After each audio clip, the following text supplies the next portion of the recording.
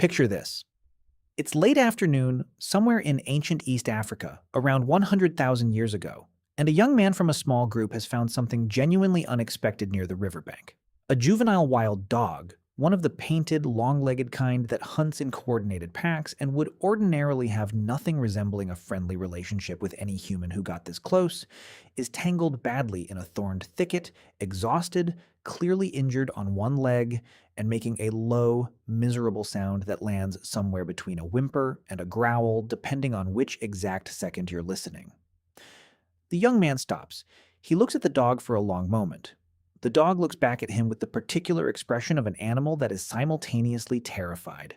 in pain, and running completely out of options. And then the young man does something that has no immediate survival benefit whatsoever. He starts carefully, slowly pulling the thorns away. The dog doesn't bite him. It comes very close to biting him approximately 4 separate times during this process, each one close enough that any reasonable person would have given up and walked away. But it doesn't quite follow through on any of them. And when the last thorn is out and the young man steps back,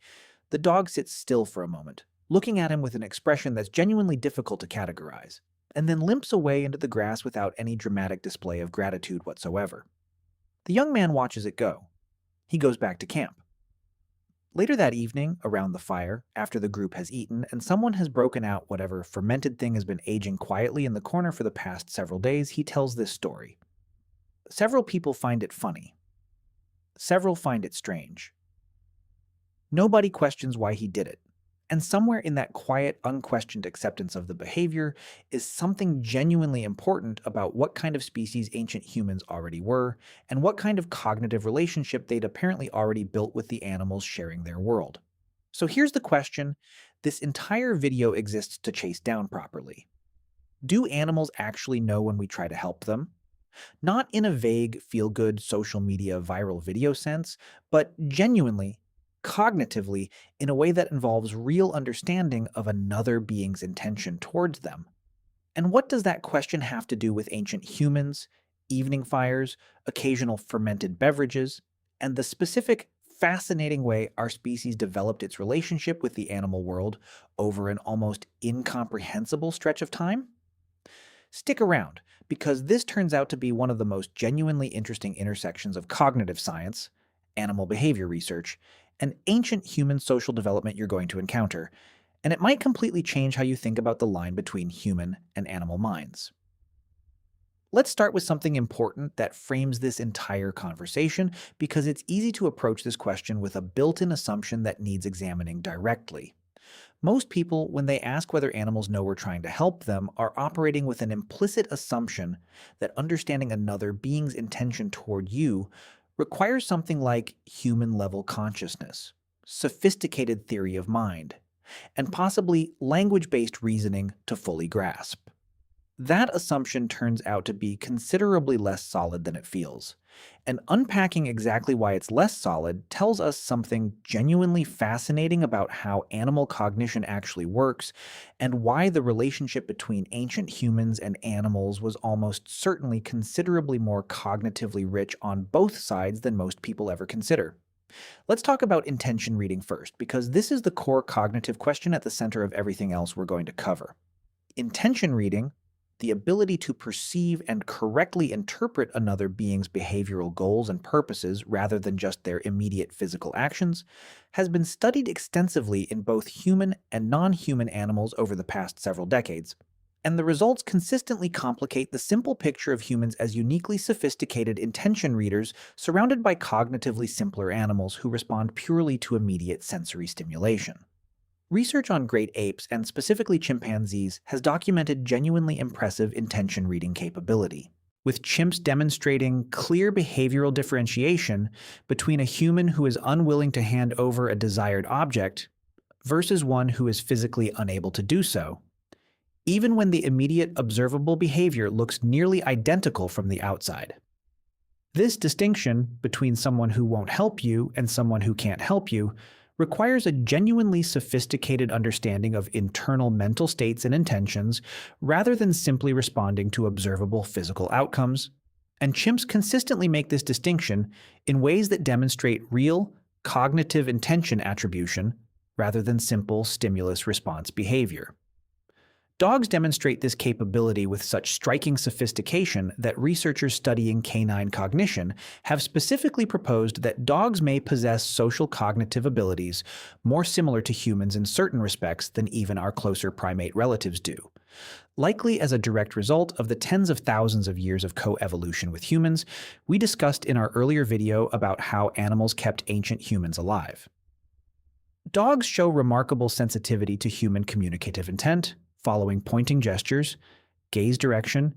and subtle social cues in ways that wolves, with whom dogs share an extremely recent common ancestor, do not demonstrate nearly as reliably, suggesting this capability developed specifically through the sustained, deep relationship between dogs and ancient human groups rather than representing some ancient, broadly distributed mammalian baseline. Whether a dog knows you're trying to help it in some philosophically sophisticated sense remains genuinely debated, but what the research clearly demonstrates is that dogs are extraordinarily sensitive to human behavioral intention in general. Reading the difference between approach with threat and approach with care through a combination of body language, tone, pace, and various other behavioral signals with a level of sophisticated accuracy that goes considerably beyond simple fear versus safety binary assessment. Now let's talk about something genuinely important regarding what ancient humans were doing during all of those evening gatherings around the fire that we've discussed extensively across this series, and how those gatherings connect specifically to the development of their cognitive relationship with animals. We've covered how ancient evening fire gatherings served as the primary venue for storytelling, cultural knowledge transmission, social bonding, and the kinds of relaxed, extended social interaction that built the group cohesion ancient humans absolutely needed for survival. What we haven't addressed as directly is that animals were almost certainly a central, recurring topic of those evening conversations, stories, observations, and accumulated knowledge-sharing sessions, and that this consistent, communal engagement with detailed animal observation and knowledge likely produced something genuinely unusual in ancient humans compared to most other species sharing the same environments. An extraordinarily detailed, accumulated, multi-generational body of specific knowledge about individual animal behaviors, tendencies, and responses that went considerably beyond what any single individual could develop through their own direct experience alone. Consider what it means for an animal's understanding of human intention when the humans in question have been carefully, attentively observing that species and accumulating specific behavioral knowledge about it for countless generations, sharing and refining that knowledge around fires night after night, and approaching individual animals with that accumulated knowledge, actively informing every behavioral choice they make in the interaction. A human approaching a distressed animal with generations of accumulated knowledge about exactly how that species typically responds to threat versus non-threat approach, exactly what body language signals calm versus aggressive intent to that specific species, and exactly what behavioral adjustments are most likely to produce the response, "This isn't a threat," rather than "flee or fight," is communicating intention through a much richer, more species-specifically calibrated behavioral signal than a naive, uninformed approach could ever produce. And an animal picking up on that specific, finely calibrated behavioral signal, even without any sophisticated philosophical understanding of what's happening, is genuinely receiving something meaningfully different from the usual human encounter, something that its own cognitive and social processing systems can distinguish as different and respond to differently. Let's address something genuinely fascinating about the specific evening knowledge-sharing culture of ancient humans here, because it connects directly to what ancient humans were doing around those fires with the fermented honey and the music and the gradually loosening social inhibitions of a group that's survived another day and is allowing itself to briefly feel something resembling ease. In that context, animal stories weren't just entertainment. They were the ancient equivalent of a peer-reviewed knowledge database, stories about which animals had responded in unexpected ways, which approaches had worked, which had failed dramatically, which individual animals in the local area had particular behavioral quirks worth knowing about. All of it shared, discussed, refined, and accumulated into a collective knowledge base that made the next day's interactions with the animal world more sophisticated, more nuanced, and more likely to produce outcomes like the one our opening thorn-pulling story described. This is genuinely important for the central question of this video, because it means ancient humans weren't approaching their animal interactions as isolated, one-off encounters with cognitively opaque creatures whose inner states were completely unknowable. They were approaching those interactions with centuries, possibly millennia, of accumulated species-specific behavioral knowledge informing their every move, essentially running the world's first and most sustained program of practical applied animal behavior research, powered entirely by careful observation, evening storytelling, and the simple, powerful human cognitive capacity for accumulating and transmitting detailed, specific experiential knowledge across generations in ways no other species on the planet could match. Now let's talk about something genuinely important regarding what animals were likely picking up from their side of this interaction, because this is where the cognitive science gets particularly interesting. We've established that various animal species possess genuine intention reading capability, able to distinguish between behavioral signals of threat, indifference, and genuine positive intention toward them. We've also established that ancient humans, with accumulated generations of species-specific behavioral knowledge, were likely far better at communicating non-threatening, positive-intentioned approach to specific animal species than any naive human could manage. This means the interaction between ancient humans and the animals they regularly encountered wasn't simply a matter of a cognitively sophisticated human trying to communicate something to a cognitively simpler animal. It was a cognitively sophisticated human equipped with extensive behavioral knowledge of that species, interacting with an animal that possessed its own genuine, if differently structured, capacity for reading behavioral intention. Essentially, two different kinds of cognitive sophistication meeting across the species boundary in a way that could produce genuine, mutual behavioral recognition of something resembling helpfulness or at least non-hostility. Let's bring in some specific, well-documented modern evidence here because this helps ground the more theoretical ancient human discussion in something concrete and verifiable. Research on wild animal responses to human helping behavior has produced genuinely interesting, occasionally striking results across multiple species. Documented cases of wild dolphins repeatedly seeking out human assistance with entanglement and fishing gear, sometimes returning to the same human diving groups across multiple interactions, have attracted serious scientific attention because dolphins demonstrating consistent, apparently deliberate help-seeking behavior towards specific human groups over time suggests something considerably more sophisticated than simple random proximity behavior. The dolphins in some of these documented cases appear to specifically approach human divers, present the entanglement, and exhibit behavioral patience during the disentanglement process that appears to reflect something resembling understanding that the human's manipulation of the entangling material serves a beneficial rather than harmful purpose. Whether that constitutes knowing in a philosophically robust sense remains debated, but the behavioral pattern is documented, consistent, and difficult to explain purely through reflexive, non-cognitive mechanisms. Wild primates living in close proximity to specific human communities have shown documented behavioral differentiation between individual humans based on past interaction history, treating individuals who have previously provided food, medical assistance, or other beneficial contact differently than individuals with neutral or negative interaction histories, even when those individuals are not displaying any immediate, obvious signals of their intent during the new encounter. This suggests the primate is maintaining some kind of internal representation of the human's past behavioral disposition toward them, essentially a reputation or relationship history assessment that informs current interaction expectations in ways that go considerably beyond simple, immediate stimulus-response behavior. Let's address something genuinely important regarding the specific case of wounded or distressed animals here, because this connects directly to our opening scenario and represents the category of interaction most directly relevant to the central question. Animals that are injured, trapped, or otherwise distressed are in a genuinely unusual cognitive state, their normal threat response system potentially overridden or modified by the pain, exhaustion, or urgency of their situation in ways that might make them more receptive to processing behavioral signals they'd normally respond to with straightforward flight or defensive aggression. Researchers studying interactions between humans and distressed wild animals have specifically noted that the threshold for accepting contact from a human helper appears to be meaningfully lower in genuinely distressed animals than in healthy, unchallenged animals of the same species, suggesting that physiological state directly influences the cognitive processing of human behavioral intention in ways that make help recognition more accessible precisely when help is most needed. This creates a genuinely interesting evolutionary question worth sitting with directly. Could there be selection pressure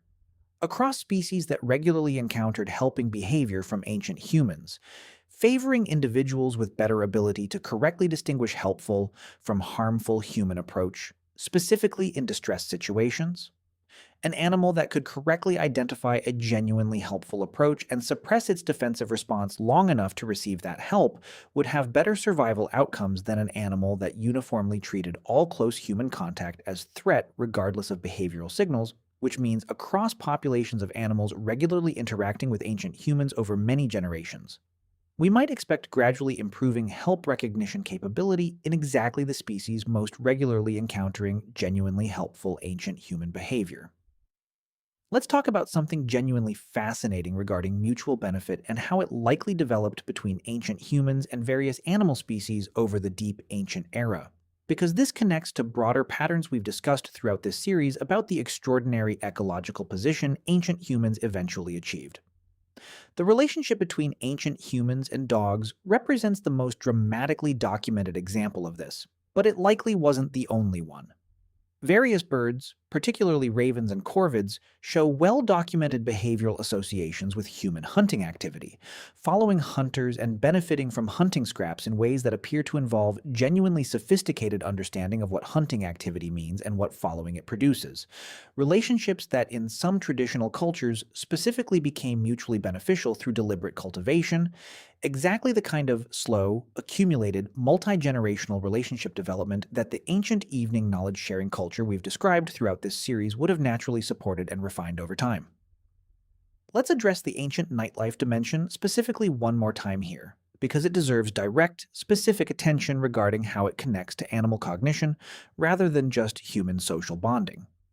We've established that ancient evening gatherings around fire served as the primary knowledge-sharing venue for everything from food safety information to hunting technique to social history. But there's a specific dimension of those gatherings that's particularly relevant to the question of animal-human cognitive connection that rarely gets sufficient attention. The emotional and cognitive state that those gatherings produced in participants likely made certain kinds of insight and understanding specifically more accessible than ordinary, daytime task-focused consciousness typically allows. Extended social gathering, rhythmic music and movement, occasional mild fermented substance effects, the kind of warm, loosened, socially connected cognitive state that a good ancient fire gathering produced in its participants is exactly the kind of state that modern psychological research has repeatedly associated with increased perspective taking, improved theory of mind performance, reduced cognitive rigidity, and greater access to the kind of associative, connection-making thinking that underlies both creative insight and genuine empathetic imagination. An ancient human in this kind of warm, socially connected, slightly loosened cognitive state, listening to a story about an animal encounter that day and trying to imagine what the animal in that story was experiencing and responding to, was almost certainly doing something cognitively meaningful, developing and refining their capacity for cross-species perspective taking in exactly the kind of relaxed, socially collaborative context where that capacity could be compared, refined, challenged, and accumulated into genuine collective wisdom about animal inner lives, rather than remaining purely private, individual, and uncommunicated experience. This means ancient evening culture, the music, the stories, the fermented honey, the loosened social inhibitions, and heightened interpersonal warmth was very likely one of the primary venues where ancient humans developed and refined exactly the cognitive empathy toward animals that made their helping behavior toward distressed animals more sophisticated, more behaviorally calibrated, and more likely to be correctly recognized by the animals receiving it as something meaningfully different from a threat. The party and the proto-veterinary care were connected at a deeper level than they superficially appear, both expressions of the same underlying human cognitive capacity for taking another being's perspective seriously enough to actually change your behavior in response to what you imagine they're experiencing. Let's bring something genuinely interesting in here regarding what all of this tells us about the deep, ancient roots of a relationship between humans and animals that modern people tend to think of as relatively recent and relatively one-directional. The evidence we've been discussing throughout this video suggests that the cognitive relationship between ancient humans and the animals they regularly encountered was never purely instrumental, never simply useful prey, dangerous predator, neutral background, but was instead a genuinely active, developing, multi-generational cognitive and behavioral relationship in which both sides were, in their own species-specific ways, reading each other, learning each other, and gradually developing more sophisticated mutual behavioral recognition over a timescale most people never consider when they think about human-animal relationships. The ancient human who carefully pulled thorns from a wounded dog's paw, and the wounded dog who almost but didn't bite that human 4 separate times before accepting the help, were not engaged in some fluky, random interaction with zero cognitive depth on either side. They were the living representatives of 2 separate lineages, each carrying the accumulated cognitive and behavioral heritage of thousands of generations of prior interaction between their respective species and each other, bringing everything their species had learned about the other to bear on a single, specific, genuinely consequential moment of cross-species contact. The human knew, in accumulated generational knowledge terms, what approach signals worked with this species. The dog knew, in accumulated experiential terms, what this particular human's behavioral signals were communicating relative to typical threat signals. And somewhere in the gap between what either of them could have consciously articulated about what was happening, something that functions remarkably like mutual recognition of helpful intention passed between them. Animals almost certainly don't know we're trying to help them in the philosophically sophisticated, linguistically mediated, fully self-aware sense that the question might initially imply. But many animals, particularly those with sufficient cognitive sophistication, and particularly those with significant prior evolutionary exposure to human helping behavior, appear to be genuinely capable of distinguishing helpful human behavioral signals from threatening ones, of maintaining something like relationship history representations that include prior positive interactions, and of modifying their defensive and approach behaviors in ways that reflect genuine processing of those distinctions, rather than purely reflexive, undifferentiated response to human proximity. That's not nothing. In fact, it's genuinely remarkable, suggesting that across an almost incomprehensibly long stretch of mutual ancient history, humans and various animal species were quietly, progressively, and apparently mutually developing exactly the cognitive and behavioral tools needed to recognize each other's intentions across the species boundary in ways that made both sides' survival marginally better than it would have been without that mutual recognition. And maybe that's the most genuinely moving, most genuinely important takeaway buried in this entire topic. Long before any formal veterinary science, long before any conservation biology, long before any deliberate, theorized human responsibility toward other species,